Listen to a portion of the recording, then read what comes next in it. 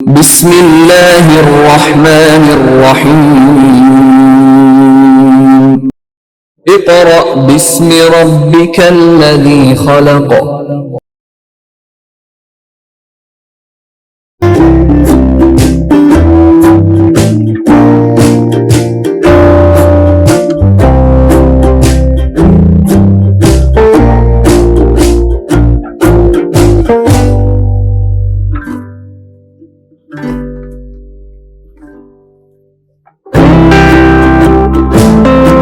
Dear students, आज हम work for day 7 से अपना नेक्स्ट लेक्चर स्टार्ट करेंगे, which is kidneys and associated structures.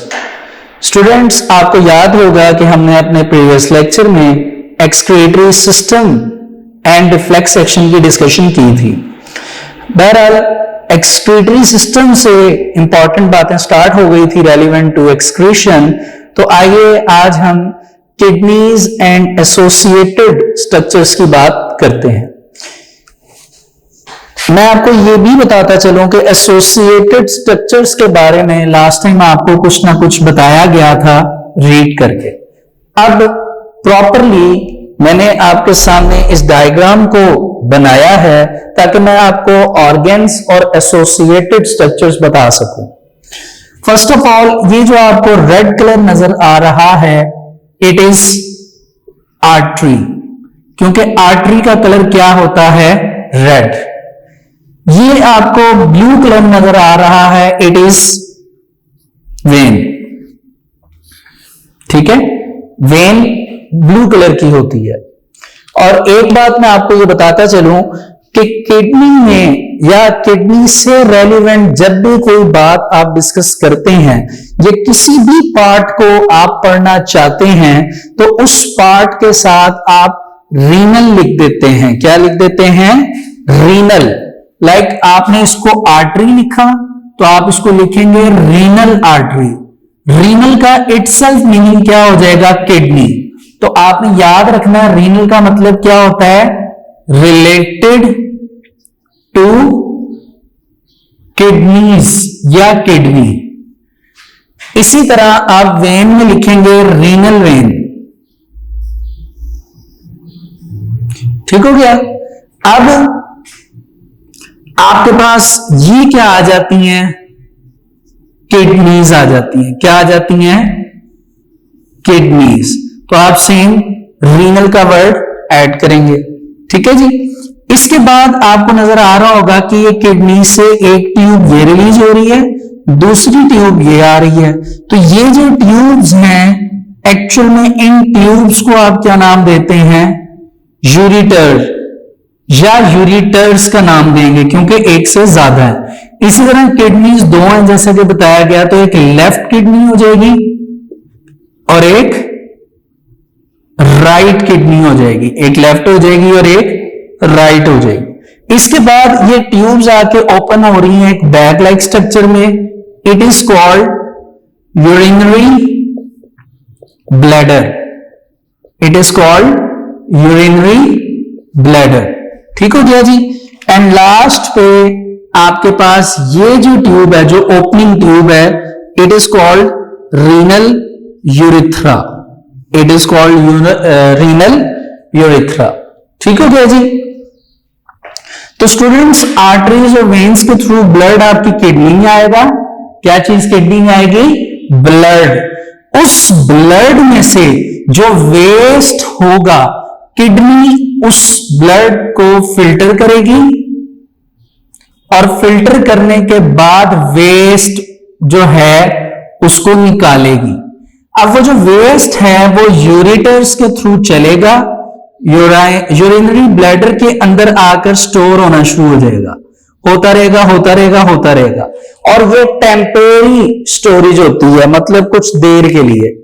जैसे ही आपका यूरिनरी ब्लैडर पूरी तरह फिल हो जाएगा तो आपको इसको वेकेंट करना पड़ेगा, खाली करना पड़ेगा, जिसके लिए यूरिथ्रा के थ्रू हम इस लिक्विड वेस्ट को बॉडी से क्या कर देते हैं? रिलीज कर देते हैं। ठीक है जी।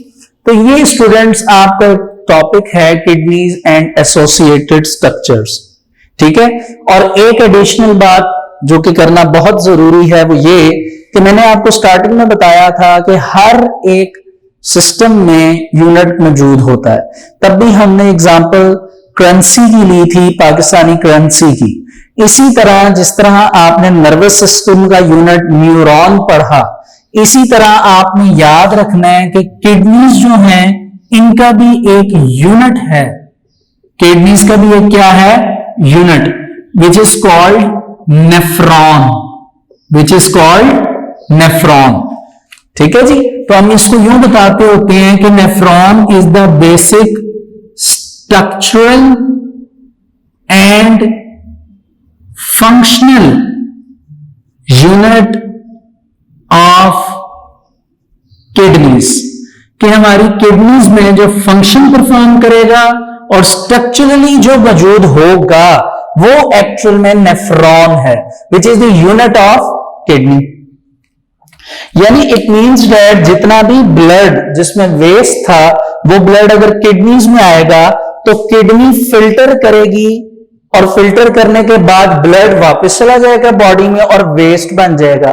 इट मींस दैट किडनी के अंदर ये फंक्शन यानी वेस्ट को बनाने वाला, इसको स्ट्रक्चरल की फॉर्म में और फंक्शनल को परफॉर्म करने के लिए फंक्शनली जो चीज मौजूद है वो एक्चुअल में नेफ्रॉन है। सम अप करें पूरी बात को तो ये कि किडनीज के अंदर नेफ्रॉन एक्चुअली वो यूनिट है जो कि असल में आपके ब्लड में मौजूद उस वेस्ट को अलग करता है और आपका ब्लड साफ होकर फिल्टर होकर वापस आपकी कहां चला जाता है? बॉडी में। जब नेफ्रॉन इस फंक्शन को परफॉर्म करते हैं और सारा वेस्ट बना लेते हैं तो वो सारा वेस्ट जो है वो यूरेटर्स के थ्रू ट्रेवल करता है और यूरिनरी ब्लैडर में आ जाता है। फिर वो यूरिनरी ब्लैडर से कहा जाता है यूरेथ्रा और बॉडी से उसे क्या कर दिया जाता है? एक्सपेल कर दिया जाता है, निकाल दिया जाता है।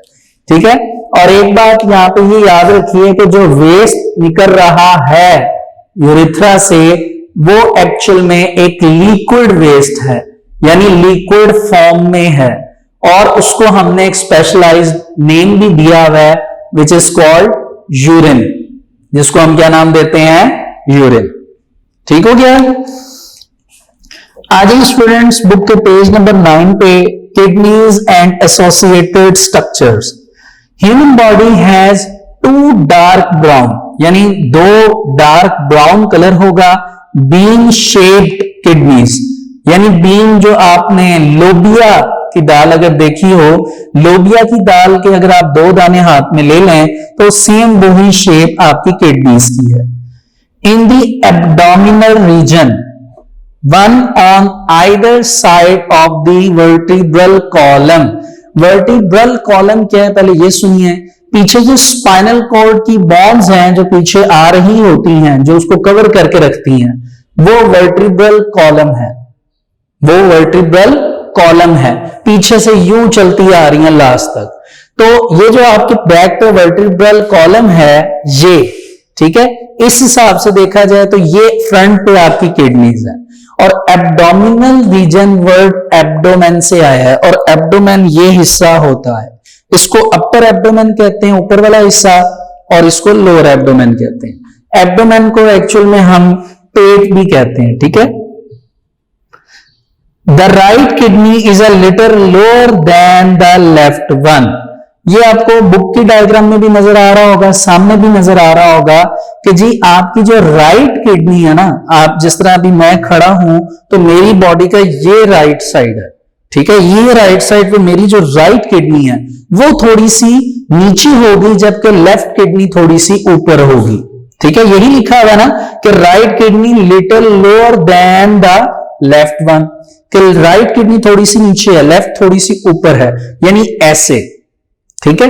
अब ये बैलेंस क्यों नहीं है, इसकी क्या रीजन है, ये आपके लिए एक छोटा सा क्वेश्चन है एज असाइनमेंट। इसको आपने सोचना भी है और कोशिश करनी है आपको ये समझ आ जाए। अगर तो आ जाए तो वेल एंड गुड, नहीं तो मैं वेट करूंगा और फिर नेक्स्ट लेक्चर में आपको इसकी रीजन बताऊंगा। जी, अब स्टूडेंट्स हम फॉलोइंग स्ट्रक्चर्स पर आ जाते हैं। पहले कहा जाता है a tube which arises from each kidney, कि हर किडनी से जो ट्यूब रिलीज हो रही है, अराइज हो रही है और एंटर कर रही है यूरिनरी ब्लैडर में, इट इज कॉल्ड यूरेटर। तो ये देखिए, ये किडनी है, ये यूरिनरी ब्लैडर है। तो किडनी से जो है वो अराइज कर रही है, निकल रही है और अटैच कहां पर हो रही है, यूरिनरी ब्लैडर में। तो जौन सी ट्यूब ये काम कर रही है, एक्चुअल में उस ट्यूब का क्या नाम है, यूरेटर। क्या नाम है, यूरेटर। एक से ज्यादा है तो इसलिए एस लगाया जा सकता है, यूरेटर्स। इट ट्रांसपोर्ट, ट्रांसपोर्ट यानी चेंज, एक जगह से दूसरी जगह किसी चीज को ले जाना, इसको ट्रांसपोर्ट कहते हैं। It transports urine from kidneys to urinary bladder, यानी दोनों किडनीज में जो यूरिन बनेगा उसको यूरिनरी ब्लैडर तक ट्रांसपोर्ट करवाना किसका काम है, यूरेटर का। Urinary bladder is a muscular sac, muscular यानी जो मसल से बनी है, सैक का मतलब थैली होता है, ठीक है। Which collects urine from both ureters, यानी जो दोनों यूरेटर्स हैं, दोनों ट्यूब्स हैं, ये आपको ब्लैक मार्कर से नजर आ रही हैं, इन दोनों से यूरिन को कौन कलेक्ट करता है, urinary bladder. A fine tube through which urine is released, एक सही सी ट्यूब जिससे यूरिन निकलेगा from urinary bladder, urinary bladder से टू द आउटसाइड, बाहर की तरफ, it is called urethra, it is called urethra. तो स्टूडेंट्स, यहां पे मैं आपको ये बताता चलूं कि किडनीज एंड एसोसिएटेड स्ट्रक्चर का टॉपिक कंप्लीट होता है, और इसके साथ साथ आपको याद होगा कि वर्क फॉर डे 6 पे मैंने आपको एक लॉन्ग क्वेश्चन करवाया था 1.8, जो कि हाफ हुआ था। उसका सेकंड हाफ जो है ये किडनीज एंड एसोसिएटेड स्ट्रक्चर का सेकंड पैराग्राफ है, जो स्टार्ट हो रहा है a tube which arises from each kidney से और कंप्लीट हो रहा है यूरेथ्रा तक। लें जी स्टूडेंट्स, ये तो हमने बात कर ली किडनीज एंड एसोसिएटेड स्ट्रक्चर्स की। अब हम इसमें से जो इंपॉर्टेंट ऑर्गन है, जिसकी वर्किंग ज्यादा है, यूं कह लीजिए, या फिर जो बहुत इंपॉर्टेंट रोल प्ले करता है, उस स्ट्रक्चर की बात जाकर करने लगे। तो वो स्टूडेंट्स, हमारे पास जो स्ट्रक्चर है वो एक्चुअली किसका है, किडनीज का।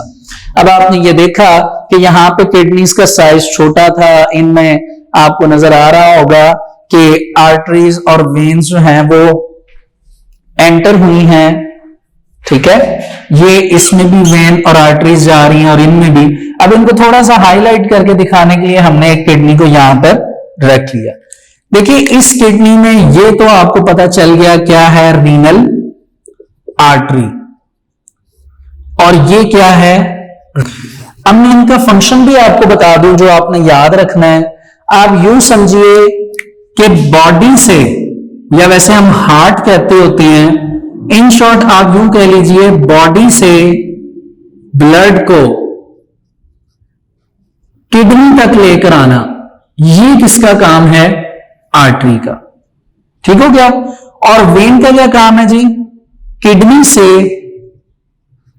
ब्लड को कहां ले जाना, बॉडी तक। अब बात तो सेम ही होगी, सिर्फ पोजीशंस चेंज नजर आ रही हैं, लेकिन ऐसा नहीं है, बात में बहुत डिफरेंस है। जो बॉडी से ब्लड आया है, असल में उस ब्लड में क्या मौजूद है, वेस्ट्स।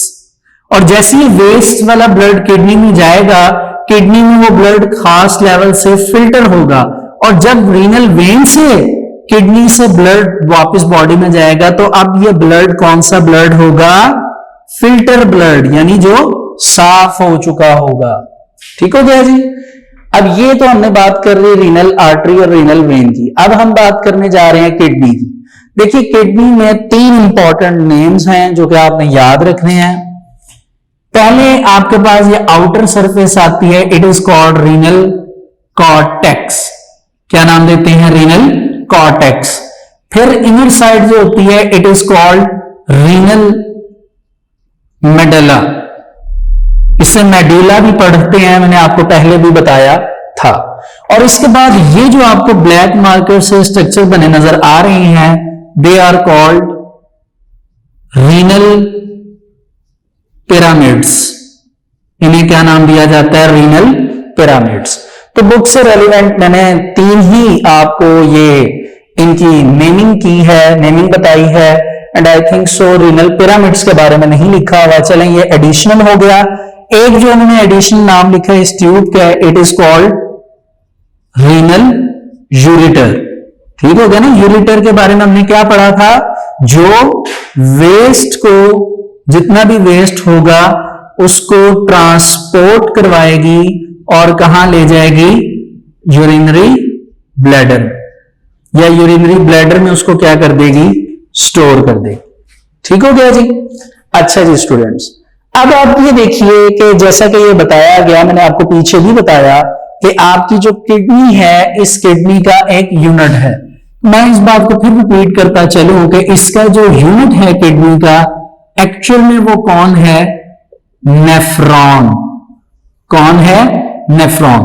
तो फिर हम इंशाल्लाह जब इसके यूनिट में जाएंगे तब हम इसके यूनिट यानी नेफ्रॉन में जाकर प्रॉपरली नेफ्रॉन की डिस्कशन करेंगे। अब आप ये देख सकते हैं कि कैसे हम स्टेप बाय स्टेप इन पर जा रहे हैं। पहले हमने ओवरऑल एक्सक्रीटरी सिस्टम पढ़ा। ओवरऑल सिस्टम से हमने एक इंपॉर्टेंट जो रोल प्ले करने वाला ऑर्गन है किडनी, उसको देखा। अभी हम उसी की अब रीडिंग करने जा रहे हैं। Internal structure of kidney. Internally each kidney is divided into 3 regions. 3 regions ही उन्होंने बताए हैं जिनमें डिवाइड किया गया है। पहला रीनल कॉर्टेक्स, दूसरा रीनल मेडुला और तीसरा रीनल पेल्विस। क्योंकि आपकी थ्योरी के अकॉर्डिंग 3 ही लिखे हैं तो आई थिंक सो मुझे रीनल पिरामिड्स मिटा देना चाहिए। ये एडिशनल था, चलिए आप इसको ना भी लिखें तो काम चल जाएगा, क्योंकि थ्योरी में लिखा हुआ है 3 रीजन्स, तो हमने फिर 3 रीजन्स ही राइट करने। रीनल कॉर्टेक्स क्या जी? Renal cortex is the outermost region. Renal cortex जो है वो सबसे बाहर वाला हिस्सा है। Then renal medulla is the middle region which is divided into conical masses. Conical यानी ये एक शेप होती है which is called renal pyramids. अच्छा जी, थ्योरी में renal pyramids लिखा हुआ है तो आपने इसको थ्योरी में राइट करना है। ठीक है? It means that renal जो मेडुला है उसका आगे से पोर्शन जो है वो क्या कहलाएगा? renal pyramids. Renal pelvis is the inner area. Inner means inside, where urine is drained. जहां से यूरिन गिरता है, जहां से यूरिन गिरता है। The urine from renal pelvis moves into ureter. अच्छा जी, pelvis तो बताना ही भूल गया मैं आपको स्टूडेंट्स। pelvis मैंने तो ureter बताया। अच्छा, pelvis क्या है जी? इसके बारे में भी सुनिए, मैं आपको यहां पे बता रहा हूं। ये पोर्शन देखिए, इसको रीनल पेल्विस कहा जाता है। Renal pelvis. अब ये पेल्विस क्या है जी? ये सुनिएगा जरा कि आपने इसको यूं याद रखना है, जहां पर किडनी का स्ट्रक्चर कंप्लीट हो रहा है, खत्म हो रहा है, और जहां से यूरेटर स्टार्ट हो रहा है, यानी आप यूं कह सकते हैं कि जो यूरेटर है, यूरेटर की जो बेस होती है, जहां से उसने स्टार्ट होना होता है, उस बेस को क्या नाम देते हैं? Renal pelvis. क्या नाम देते हैं? Renal pelvis. मैंने ये आपको शो भी किया, जहां से किडनी कंप्लीट खत्म हो रही है और यूरेटर की ट्यूब स्टार्ट हो रही है, यानी उसकी बेस जहां से उसने स्टार्ट होना है। इसको दोबारा सुन लीजिए जरा, रीनल पेल्विस को। Renal pelvis is the inner area, ये अंदर वाला हिस्सा है, वेयर यूरिन इज ड्रेन्ड, जहां से यूरिन गिरना शुरू होगा। क्योंकि ये किडनी है, इस सारे में यूरिन बनेगा, जो नेफ्रॉन बनाएंगे उसका यूनिट, और वो यूरिन कहां से गिरना शुरू होंगे? रीनल पेल्विस से। और गिरते गिरते वो सारे का सारा यूरिन आता जाएगा रीनल यूरेटर में, वो ट्यूब में से गुजरेगा और फिर एक सैक के अंदर which is called urinary bladder. अच्छा जी, the urine from renal pelvis moves into ureter. अब वो कहां पर मूव करेगा? यूरेटर में। ठीक हो गया जी? अच्छा स्टूडेंट्स, यहां पे ये जो लाइन मैंने राइट की है, रीनल यूरेटर। इसके आगे जो मैंने लाइन ऐड की थी ब्रैकेट में, अगर ये मैं नहा भी लिखूं यहां पर तो इसकी इतनी जरूरत नहीं थी, क्योंकि ये रीनल यूरेटर के बारे में बुक में भी राइट किया गया है। ये मैंने एडिशनल राइट की है, इसको मैंने फिल वक्त इरेज कर दिया है, आप इसको थ्योरी में से भी देख सकते हैं। तो यहां तक स्टूडेंट्स हमारा इंटरनल स्ट्रक्चर जो है वो किडनी का कंप्लीट होता है। अब मैं फिर चाहूंगा कि आप एक्सरसाइज में आइए और एक्सरसाइज में देखिए पेज नंबर 17। इसमें लॉन्ग क्वेश्चन नंबर 1.9 है, right a note on internal structure of kidney. इस लॉन्ग में थ्योरी तो कम है, आपको नजर आ रही है, but the most important thing is that कि आपने इस थ्योरी के साथ ये डायग्राम भी ड्रॉ करनी है। तो ये डायग्राम जो है वो इंपॉर्टेंट है किडनी की, आपको घर पे इसकी बार बार प्रैक्टिस करनी पड़ेगी और काफी मर्तबा प्रैक्टिस करने के बाद आप एलिजिबल हो जाएंगे कि कुछ डायग्राम जो है वो मुनासिब लिहाज से बना लें। दूसरा ये कि याद रखिए स्टूडेंट्स, आपको लेड पेंसिल अलाउ नहीं है 8th क्लास में डायग्राम को बनाने के लिए। अगर तो आपने रफ फॉर्म में बनानी है तो आप बना लीजिए, लेकिन बाद में उसके ऊपर मार्कर से आपने उसको पूरी तरह मार्कर से हाईलाइट करना है और फिर नीचे से उसको इरेज कर देना है, ताकि उसके नीचे से जो पेंसिल के जो फॉर्म है वो सारी मिट जाए। ठीक है, पेंसिल अलाउड नहीं है डायग्राम बनाने के लिए। जी स्टूडेंट्स, बहरहाल पेज नंबर 17 पे लॉन्ग क्वेश्चन 1.9 हमारा कंप्लीट होता है। इसके साथ साथ आपको नीचे क्वेश्चन नंबर 1.12 की जो सेकंड डायग्राम नीचे नजर आ रही है वो एक्चुअल में आपके पास यूरिनरी सिस्टम या आप इसको किडनीज एंड एसोसिएटेड स्ट्रक्चर्स का नाम देते हैं, उसकी डायग्राम पूरी आपको सिस्टम बना हुआ नजर आ रहा है। आपने इस पूरे सिस्टम पे जो उन्होंने लेबलिंग आपसे कही है, आपने उन लेबलिंग्स को राइट करना है। जैसे आपको एक किडनी के बारे में पूछा गया तो अब आपने देखना है कि वो किस किडनी किस साइड पे है। आपने इस तरह बुक को देखा, आपने बुक को उठा के ऐसे रखना है अपनी बॉडी के साथ, तो आपको नजर आएगा जिसके बारे में उसने पूछा है इट इज राइट किडनी। ठीक है, उसी हिसाब से फिर आपने बताना है यूरेटर है, यूरिनरी ब्लैडर है और यूरेथ्रा है। तो स्टूडेंट्स, इसके साथ ये हमारा लॉन्ग क्वेश्चन कंप्लीट होते हैं। ठीक है, ये डायग्राम भी कंप्लीट होती है।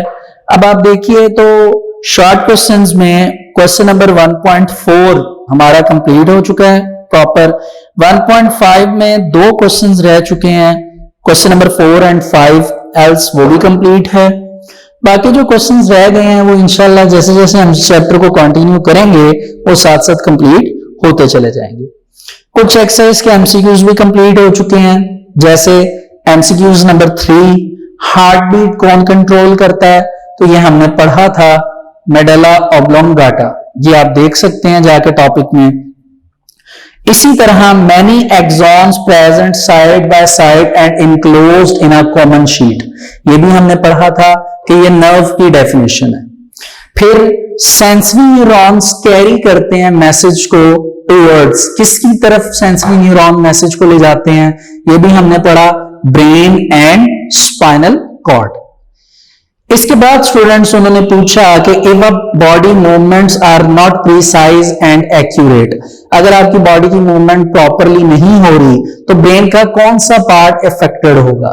तो जाहिर सी बात है सेरिबेलम वो पार्ट है जो कि एक्चुअल में इन्फेक्टेड होगा, क्योंकि सेरिबेलम का काम था इन मूवमेंट्स को कंट्रोल करना। जी नेक्स्ट वाला एमसीक्यू स्टूडेंट्स वो भी एक असाइनमेंट है आपके लिए, उसको अच्छी तरह पढ़िए, टूथ पर है, आपको जल्दी समझ आ जाएगा। नेक्स्ट है वो बॉडी का कौन सा पार्ट है जो ब्लड में से वेस्ट को फिल्टर करता है या फिर ब्लड को फिल्टर करता है और वेस्ट बनाता है। अभी हमने पढ़ा it is kidney, it is kidney. ठीक है जी। और इसके बाद एमसीक्यूज नंबर 10 है फंक्शन ऑफ नेफ्रॉन क्या है। देखिए जो फंक्शन किडनी परफॉर्म कर रही है वो ही उसका यूनिट करेगा ना, क्योंकि नेफ्रॉन एक्चुअल में यूनिट है किडनी का, और यही नेफ्रॉन्स आपस में मिले और फिर जाके प्रॉपर स्ट्रक्चर तैयार हुआ है किडनी का। इट मींस दैट कि जो आप कह लीजिए आपके पास फंक्शन किडनी का है वो ही फंक्शन आपके पास किसका होगा, नेफ्रॉन का। तो एक्चुअल में किडनी का फंक्शन यूरिन फॉर्मेशन था, तो इसी तरह आपके पास यहां पे नेफ्रॉन का फंक्शन भी क्या होगा, यूरिन फॉर्मेशन, जो कि बी ऑप्शन है जिसको फॉर्म यूरिन लिखा हुआ है। ठीक है, तो यहां तक स्टूडेंट्स ये हमारा आज किडनी एंड एसोसिएटेड स्ट्रक्चर्स का टॉपिक कंप्लीट होता है। इंशाल्लाह नेक्स्ट टाइम हम स्टार्ट करेंगे वर्क फॉर डे 8 से, और वर्क फॉर डे 8 में हम नेफ्रॉन का टॉपिक स्टार्ट करेंगे और उसके फंक्शंस को पढ़ेंगे एंड गोस ऑन। पर स्टूडेंट्स आज हमारा वर्क फॉर डे 7 यहां तक कंप्लीट होता है। Thank you so much.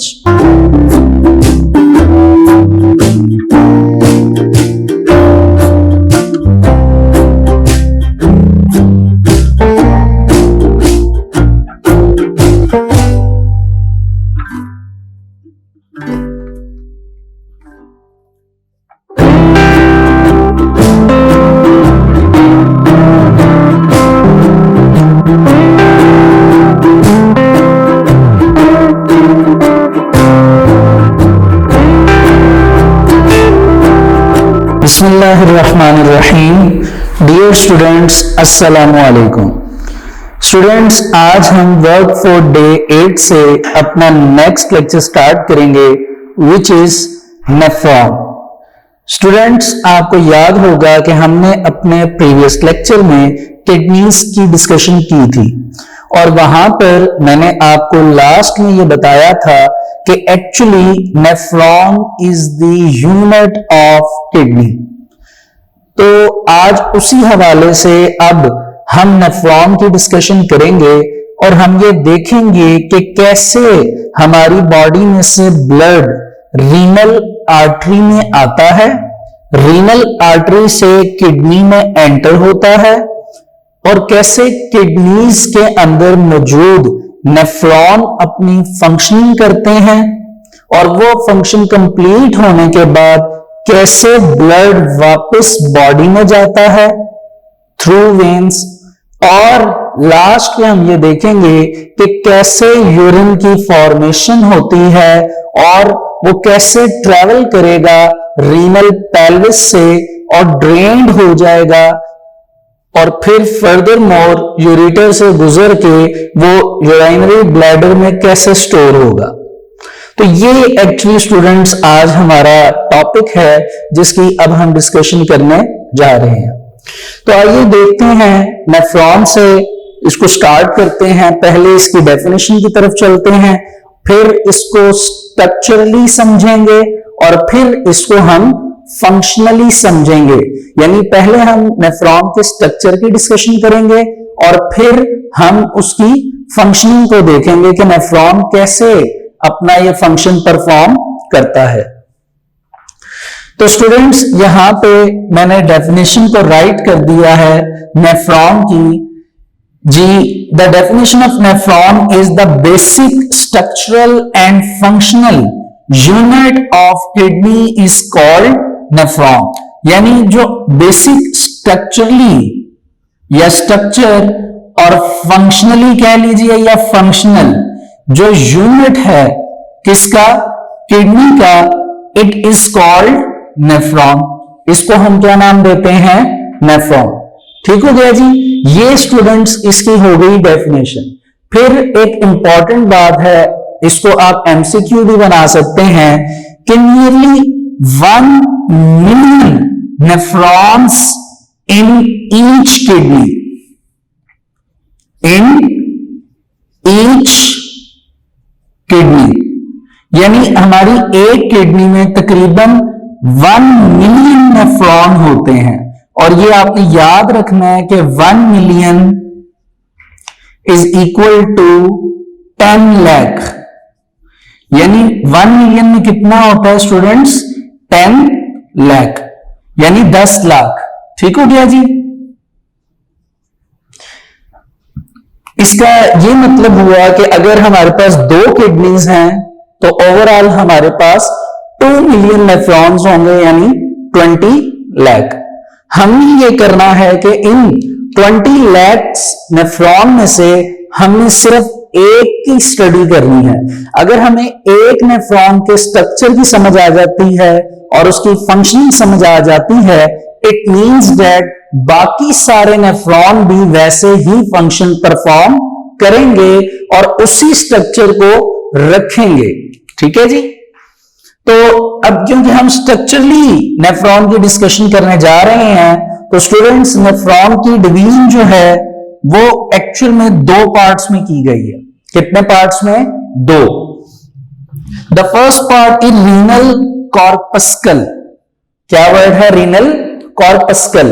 अब आपको मैंने ये बात पहले भी कही थी कि जहां पे वर्ड रीनल आएगा it means that related to kidney, यानी रीनल कॉर्पस्कल का ये मतलब है कि it is related to kidney.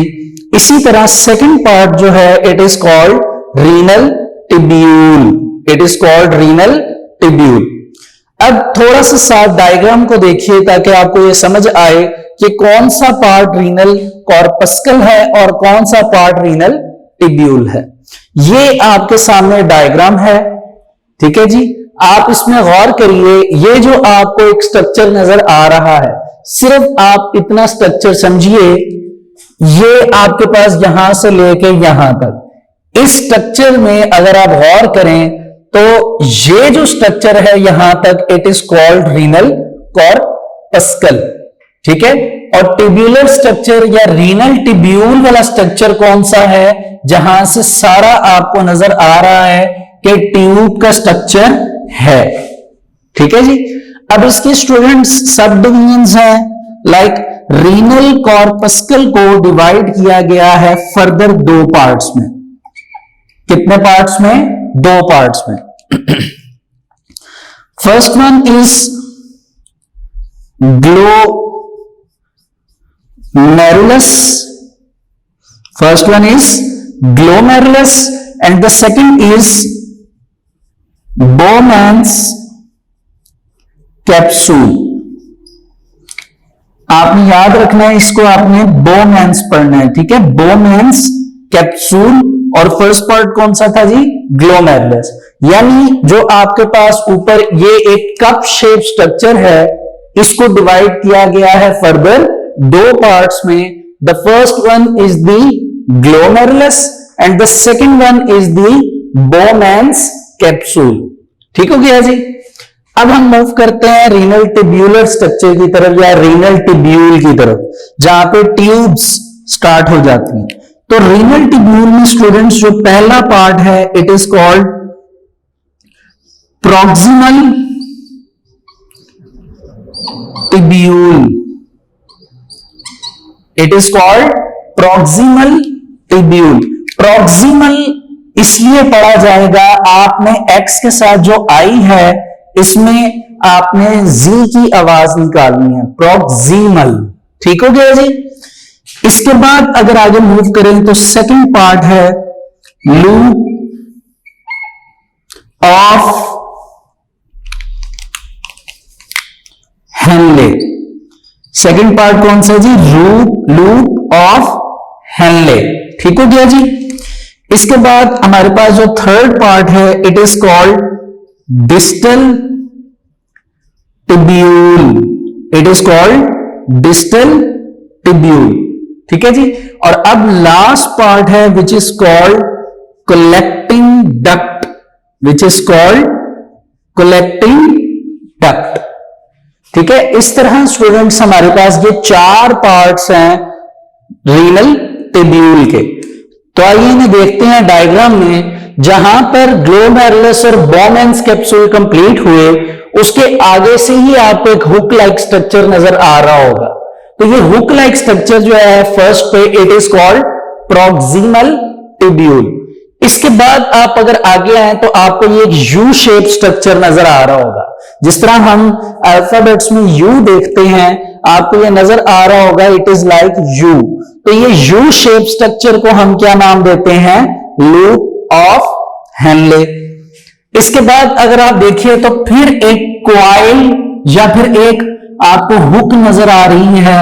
वैसे हम इसको कॉइल कहें तो ये वर्ड ज्यादा प्रोमिनेंट होगा। लाइक यहां पर भी एक कॉइल आ गया है और यहां पर भी एक कॉइल आ गया। तो ये जो कॉइल फॉर्मेशन है इसको हम क्या नाम देते हैं? Distal tubule. क्या नाम देते हैं? Distal tubule. ठीक है। कॉइल का मतलब क्या होता है आप इसको यूं समझिए, जिस तरह आपके पास एक वायर है, कॉपर तार है, आप उस कॉपर वायर को एक दफा अपनी फिंगर पे फोल्ड करते हैं तो फोल्ड करने से उसका स्ट्रक्चर जो है वो सर्कुलर आ जाएगा। उसी सर्कुलर स्ट्रक्चर को हम कॉइल का नाम देते हैं। इसी तरह यहां पे आप देखिए ये बिल्कुल स्ट्रेट था लेकिन फिर एक सर्कल बन गया, एक सर्कल की तरह की शेप, इसलिए इसको कॉइल कहा गया। इसी तरह लूप ऑफ एंगल से स्ट्रेट आ रही थी टिब्यूल, लेकिन आगे आके फिर एक कॉइल बन गया, तो ये आपके पास क्या आ गई? Distal tubule. डिस्टल टिब्यूल से अगर थोड़ा सा आगे मूव करें तो आपको नजर आ रहा है पूरी एक स्ट्रेट सीधी डक्ट है, डक्ट कह लीजिए या टिब्यूल कह लीजिए। ठीक है। तो ये जो डक्ट है इसको लास्ट पे क्या नाम दिया गया है? Collecting duct. वर्ड से पता चल रहा है कलेक्टिंग का मतलब इकट्ठा करने वाली, जमा करने वाली। ठीक है। अब स्टूडेंट्स आपके पास अगर एक नेफ्रॉन का ये स्ट्रक्चर है जो कि एक्चुअली दो मेन पार्ट्स में डिवाइड है और फर्दर पार्ट्स में डिवाइड है, इट मींस दैट कि बाकी भी जितने हमारे पास नेफ्रॉन्स अवेलेबल हैं हमारी किडनीज में, एक्चुअली उनका भी यही स्ट्रक्चर होगा। अब आपने यहां पर जो चीज याद रखनी है वो ये है कि ये सारे नेफ्रॉन्स के स्ट्रक्चर कहां मौजूद हैं? Inside the kidney. एक और बात कलेक्टिंग डक्ट के बारे में जो इंपॉर्टेंट है वो ये कि इसको कलेक्टिंग डक्ट इसलिए कहा गया है कि एक कलेक्टिंग डक्ट अगर इस नेफ्रॉन की है तो बाकी जितने भी नेफ्रॉन्स हैं उन सब की कलेक्टिंग डक्ट एक जगह इकट्ठी होगी, एक जगह जमा होगी, इसलिए तो उसको कलेक्टिंग का नाम दिया जा रहा है। और ये सारी की सारी जिस बेस पर, जिस पॉइंट पे आके जमा होंगी, इट इज रीनल पेल्विस। यानी जितनी भी कलेक्टिंग डक्ट्स हैं, ऑल, तमाम की तमाम किसकी? नेफ्रॉन की। किसकी? नेफ्रॉन की, जिसकी हम बात कर रहे हैं। जितनी भी कलेक्टिंग डक्ट हैं वो सारी की सारी आकर आप कह लीजिए ड्रेन्ड होंगी, गिरेंगी कहां पर? रीनल पेल्विस में। ठीक हो गया जी। रीनल पेल्विस क्या है ये भी हमने पढ़ा था। Renal pelvis is the base of the kidney, जहां पर किडनी कंप्लीट हो जाएगा स्ट्रक्चर किडनीज का, और आगे से एक ट्यूबुलर स्ट्रक्चर यूरेटर स्टार्ट हो जाएगा। ठीक है जी। तो कलेक्टिंग डक्ट जितनी भी होंगी तमाम नेफ्रॉन की वो आके पेल्विस में गिरेंगी, और पेल्विस जो है वो एक्चुअली आगे कनेक्ट होता है यूरेटर के साथ। ये स्टूडेंट्स हमने समझा एक्चुअली हमारे नेफ्रॉन का स्ट्रक्चर। ठीक हो गया जी। अब स्टूडेंट्स आप बुक्स पर आ जाइए ताकि हम इसको रीड भी कर लें। Page number 10। Nephron. Nephrons are the functional units of the kidney. यानी जितने भी नेफ्रॉन्स हैं ये हमारे पास फंक्शनल यूनिट कहलाते हैं किडनीज के। They are the tubules where urine is formed. ये वही टिब्यूल्स हैं जिनमें किस चीज ने बनना है? यूरिन ने। There are over 1 million nephrons in each kidney. ठीक हो गया जी। Each nephron has 2 parts. 2 parts हैं। फर्स्ट रीनल कॉर्पस्कल और सेकंड क्या है? Renal tubule. अब नीचे आप देख सकते हैं बुक पे जो डायग्राम है, लेफ्ट साइड पे उन्होंने किडनी बना के उसको एरो किया है, एरो करके आपको नेफ्रॉन दिखाया है। ये एक्चुअली पॉसिबल है थ्रू माइक्रोस्कोप।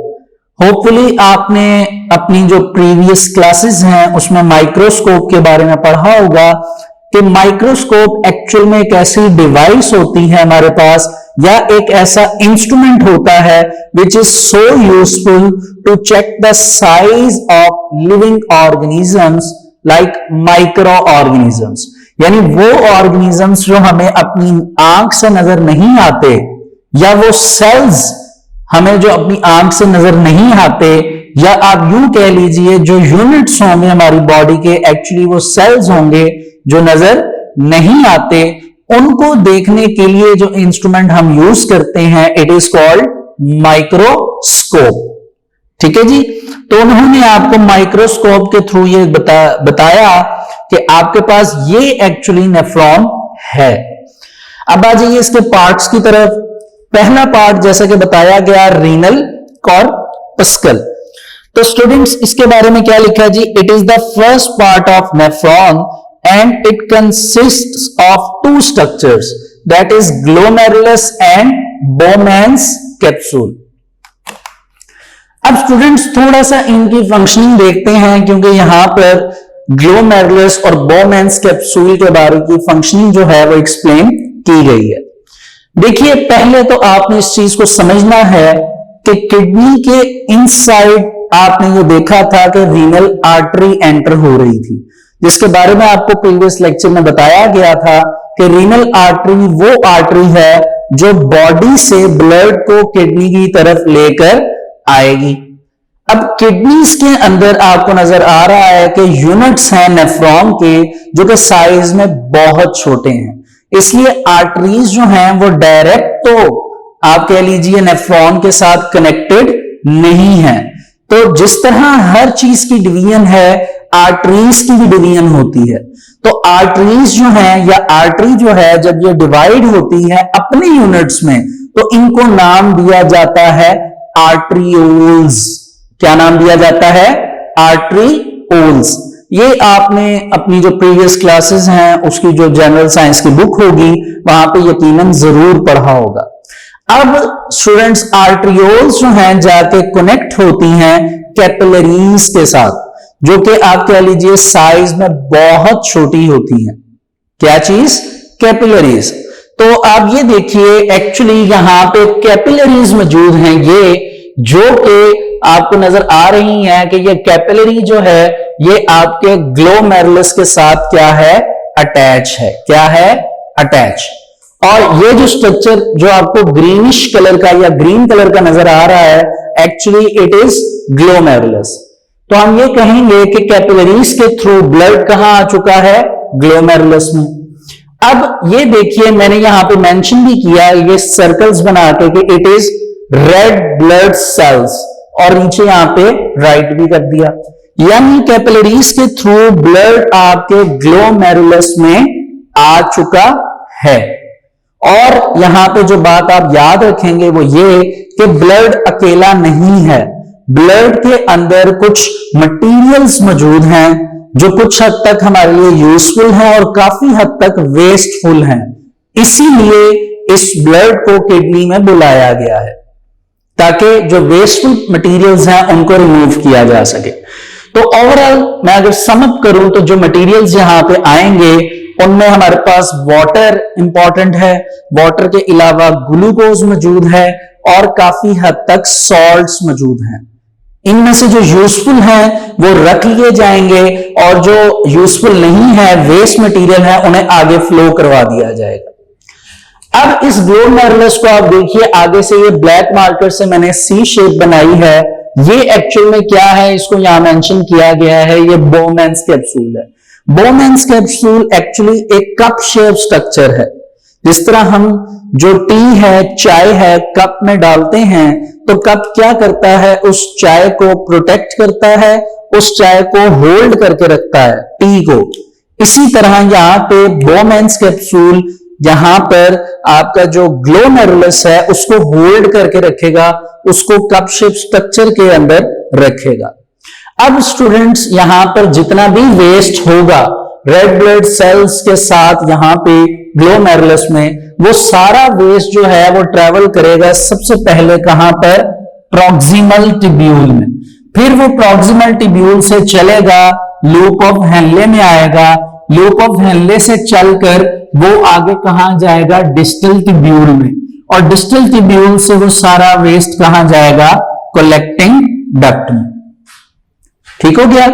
लेकिन इस तरह नहीं है, इसमें अभी एक दो स्टेप्स मिसिंग हैं, वो हम थोड़ी देर बाद डिस्कस करेंगे। पहले हम इस बात को यहां तक कंप्लीट कर लें। तो आ जाइए इसको देखिए ग्लोमेरुलस को क्या लिखा है स्टूडेंट्स के, glomerulus is a tuft of blood capillaries. Tuft का मतलब गुच्छा, ठीक है, कि ज्यादा सारी ब्लड कैपिलरीज होंगी formed by the division of small arteries, जो बनी किस वजह से है, डिवीजन ऑफ आर्टरीज, यानी जो किडनी में एंटर हो रही थी वो एक आर्टरी थी, बड़ी आर्टरी, जिसको हमने रीनल आर्टरी का, वो रीनल आर्टरी आगे आके डिवाइड हुई, जिसको हम क्या नाम दे सकते हैं, आर्टरीज, या फिर हम इन्हें नाम देंगे बाद में आर्टरीओल्स, जिनके साथ क्या कनेक्टेड हैं, capillaries. Bowman capsule is a cup shape structure, Bowman capsule सिर्फ एक कप शेप स्ट्रक्चर है, और इसका काम क्या है, इसकी फंक्शनिंग क्या है कि इसने सिर्फ ग्लोमेरुलस को इनक्लोज करना है, यानी ग्लोमेरुलस को कवर करना है। ठीक हो गया जी। अब स्टूडेंट्स हम मूव करते हैं रीनल टिब्यूल की तरफ। This part of nephron starts after Bowman's capsule, ऐसा ही है बिल्कुल। First coiled part renal tubule का है, वो मैंने आपको बताया प्रॉक्सिमल टिब्यूल है। अगला शेप जो यू शेप स्ट्रक्चर है वो लूप ऑफ हेनले है, और लास्ट पार्ट जो रीनल टिब्यूल का है it is called distal tubule. Last part सम्राट जो क्वाइल्ड शेप में है। अब अगले पेज पे आप देखिए तो लिखा है जी कि जो डिस्टल टिब्यूल है, मैनी नेफ्रॉन्स, बहुत से नेफ्रॉन्स की वो ओपन होती हैं कहां पे, कलेक्टिंग डक्ट में, और मैनी कलेक्टिंग डक्ट जो हैं वो ज्वाइन करेंगी, कंबाइन होंगी and drain into the renal pelvis, और वो सब कहां पे गिर जाएंगी, रीनल पेल्विस में। ठीक है, तो इस तरह स्टूडेंट्स ये अभी हमने आप कह लीजिए कि नेफ्रॉन के स्ट्रक्चर की स्टडी की, और उसके साथ कुछ हद तक हमने ये समझा कि कैसे ब्लड किडनी में एंटर होगा और कैसे वो आर्टरीज के थ्रू हमारे नेफ्रॉन में एंटर होगा। अब क्योंकि ब्लड की एंट्रेंस हो चुकी है तो अब हम मूव करते हैं फंक्शंस ऑफ किडनीज या फिर फंक्शनिंग ऑफ नेफ्रॉन की तरफ। ठीक है जी। तो स्टूडेंट्स इसके लिए आपको मैं ये बताता चलूं कि मैंने सामने एक हेडिंग दी है फंक्शनिंग ऑफ किडनीज की। आपको बुक पे एक लेंथी या लॉन्ग पैराग्राफ नजर आ रहा होगा। मैंने उस पैराग्राफ को 3 पॉइंट्स में डिवाइड किया है। पहले 2 पॉइंट्स मेंशन कर दिए हैं, थर्ड पॉइंट मैं आपको साथ साथ ही बताता चलूंगा।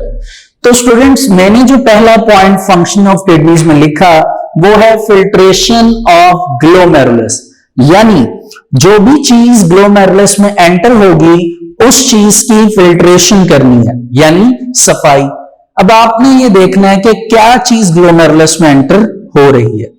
तो स्टूडेंट्स एक्चुअली ग्लोमेरुलस में हमारा ब्लड और उस ब्लड में मौजूद यूजफुल और वेस्टफुल मटेरियल जो हैं वो एंटर हो रहे हैं, यानी ये सब कुछ जो है वो कहां पर एंटर होगा, ग्लोमेरुलस में। एक डायग्राम मैं आपको बना के बताता हूं ग्लोमेरुलस की, राइट, एक सिंपल सी, जिससे आपको समझ आएगी कि कैसे ये वर्किंग हो रही है। ठीक है, ये डायग्राम हमने पहले भी आपके सामने बनाई हुई है, आप देख सकते हैं। ये एक्चुअल में जहां से स्ट्रक्चर स्टार्ट हो रहा है नेफ्रॉन का, ये वही डायग्राम है।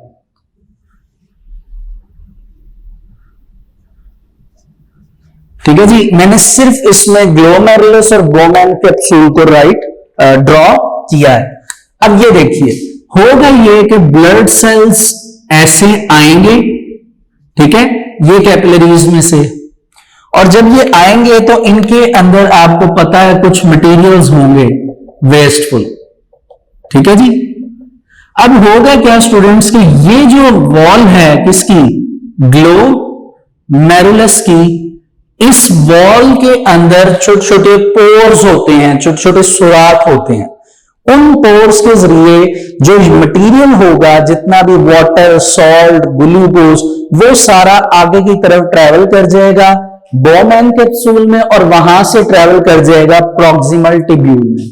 जबकि ब्लड के सेल्स का साइज बड़ा है, वो इन पोर्स में से नहीं गुजर सकते। तो ब्लड के सेल्स जो हैं वो सिर्फ आप कह लीजिए कि ग्लोमेरुलस की वॉल के साथ स्ट्राइक करेंगे, टकराएंगे, और टकराने की वजह से वापस बैक आ जाएंगे, और वो तब तक फिल्टर हो चुके होंगे। ठीक है, इसकी एग्जांपल इसी तरह है जिस तरह आप देख लीजिए, आपके पास एक मैजिक बॉल होती है, आप उस मैजिक बॉल को जब दीवार पे यानी वॉल पे स्ट्राइक करते हैं तो वो उस वॉल के साथ टकराने के बाद वापस आपकी तरफ आ जाती है। इसी तरह रेड ब्लड सेल्स बड़े प्रेशर से आएंगे ग्लोमेरुलस में, आके वो सारा प्रेशर ग्लोमेरुलस की वॉल पे लगाएंगे, जिस वजह से उनके आगे जितने भी मटेरियल्स आएंगे वो उनको प्रेस करके वॉल से निकाल देंगे और खुद वापस आ जाएंगे फिल्टर होके। तो क्योंकि स्टूडेंट्स इस टाइम ये ग्लोमेरुलस के अंदर फिल्ट्रेशन का काम चल रहा है, तो फर्स्ट पोर्शन को मैंने नाम दिया फिल्ट्रेशन ऑफ ग्लोमेरुलस, कि जितना भी वेस्ट होगा, हम ये अभी सपोज कर रहे हैं, वो सारे का सारा ट्रेवल कर जाएगा किसमें, प्रॉक्सिमल टिब्यूल में। क्योंकि आपको पता है कि मैंने यहां पे आपको कहा कि इसमें कुछ मटेरियल जो होंगे फिल्ट्रेशन के वक्त वो कुछ यूजफुल होंगे और कुछ क्या होंगे, वेस्ट मटेरियल्स होंगे।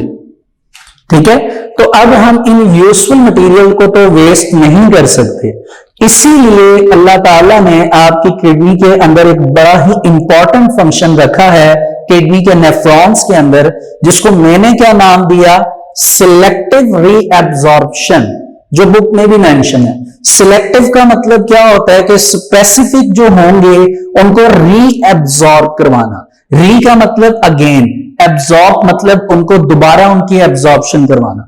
तो होगा क्या कि अगर हम यहां पे बात करें कि यूजफुल और वेस्टफुल मटेरियल में हमारे पास वाटर था, वाटर के साथ सॉल्ट्स थे, सॉल्ट्स के साथ ग्लूकोज था, तो आप स्टूडेंट्स बेहतर जानते हैं काफी हद तक वाटर भी यूजफुल है, ग्लूकोज भी यूजफुल है, और मे भी एक दो सॉल्ट भी ऐसे हों जो यूजफुल हों। ये डिपेंड करता है बॉडी पर, ये डिपेंड करता है आपकी बॉडी पर कि आपको क्या चीज चाहिए। तो आप ये याद रखिए कि जब फर्स्ट टाइम ग्लोमेरुल फिल्ट्रेट होगा तो उसके बाद सिलेक्टिव रीअब्जॉर्प्शन होनी है, और इसके होने के चांसेस 99% है। यानी आप ये कह लीजिए कि 100 में से 99% आप ये समझिए कि जो यूजफुल मटेरियल्स हैं उनको दोबारा कहां बुलाया जाएगा, ग्लोमेरुलस में। एक केमिकली वेव के थ्रू ये वापस आएंगे, ठीक है, और वो ग्लोमेरुलस में पहुंच जाएंगे। दोबारा उन यूजफुल मटेरियल्स को अगर जरूरत होगी तो बैक बॉडी में भिजवा दिया जाएगा। ठीक है, अब जाके जो अब प्रॉपर जो रिफाइनिंग हो जाएगी, तो अब जाके आपके पास जो चीज बनेगी आखिर में, वो एक्चुअली आपका वेस्ट है, जिसको हम तीसरे स्टेप में जाके नाम दे देते हैं यूरिन। अब ये यूरिन सारे का सारा यूरिन कलेक्टिंग डक्ट में स्टोर होगा, मतलब स्टोर से मुराद के आना शुरू हो जाएगा, और जितने भी नेफ्रॉन्स हैं वो सारे इसी तरह फंक्शन परफॉर्म करेंगे। तो सारों के कलेक्टिंग डक्ट्स में यूरिन आना शुरू हो जाएगा, फिर वो रीनल पेल्विस में जाएगा। अब मैंने नेक्स्ट आपको बताया था कि रीनल पेल्विस से उन्होंने कहां जाना है, यूरिटर में, और यूरिटर से यूरिनरी ब्लैडर में, और यूरिनरी ब्लैडर से यूरिथ्रा में, and urethra is the last part of the structure kidneys. Kidneys के एसोसिएटेड स्ट्रक्चर का लास्ट पार्ट है, जहां से इन वेस्ट को क्या कर दिया जाएगा, एक्सपेल आउट कर दिया जाएगा। क्या कर दिया जाएगा, एक्सपेल आउट। ठीक है जी स्टूडेंट्स, अब पेज नंबर 11 पे आप देखिए function of kidneys. Blood carries waste material from the body, blood waste material को बॉडी से लेगा टू द किडनीज, और कहां आएगा, किडनीज में। इनसाइड द किडनीज, किडनीज के अंदर blood reaches the capillaries, blood पहुंचेगा कैपिलरीज के पास, किसकी, ग्लोमेरुलस के। Here most of the water and waste material are filtered from the blood into Bowman's capsule as filtrate। यहां पे जितना भी मटेरियल आएगा, वाटर, सॉल्ट वगैरह और वेस्ट मटेरियल, वो सारे का सारा फिल्टर्ड होके बोमैन्स कैप्सूल के पास चला जाएगा। This filtrate which moves into renal tubule, अब फिल्ट्रेट होने के बाद वो कहां जाएगा, रीनल टिब्यूल में। ठीक है, of nephron also contain some useful substances, जिसमें काफी हद तक हम ये कहेंगे कि कौन से सब्सटेंसेस हैं यूजफुल।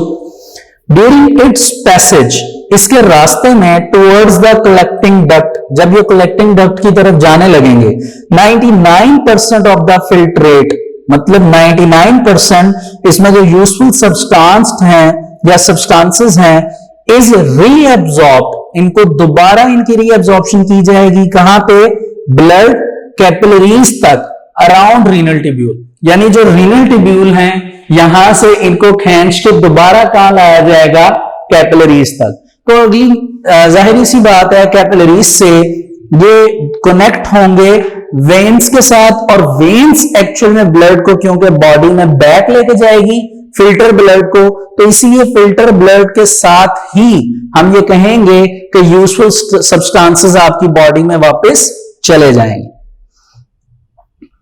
ड्यूरिंग दिस रीएब्सॉर्प्शन, इस रीएब्सॉर्प्शन के वक्त more waste materials are reabsorbed from blood capillaries into the renal tubule, यानी वेस्ट मटेरियल अब जो है वो ब्लड कैपिलरीज से निकलकर कंप्लीटली रीनल ट्यूब्यूल में आ जाएंगे। Now the filtrate in renal tubule is the urine।